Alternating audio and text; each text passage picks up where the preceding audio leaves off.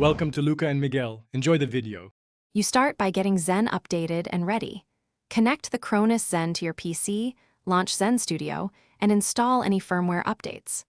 Once done, plug the official Bluetooth dongle or a compatible BLE adapter into the Zen's port. Make sure Zen Studio shows Bluetooth support enabled in settings so the hardware can enter pairing mode. You're taking these first steps now so the device has the right firmware and the Bluetooth hardware is recognized before you try to pair a controller. Once the dongle is active, put your controller into its native Bluetooth pairing mode. This is the essential middle step so Zen can see it. Then, in Zen Studio, open the Bluetooth manager and start scanning. When the controller appears, select it and begin pairing.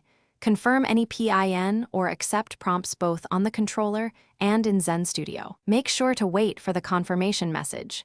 This sequence is the detailed execution that binds the controller's Bluetooth profile to the Cronus Zen firmware. Finish by saving the paired device in Zen Studio and immediately testing inputs in the device monitor to verify buttons and sticks map correctly. If things don't register, reboot both the Zen and the controller, then retest. Small resets often clear transient issues.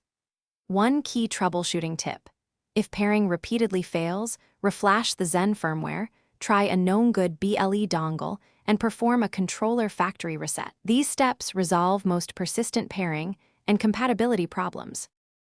Thanks for watching and please subscribe. It's the best investment you'll ever make.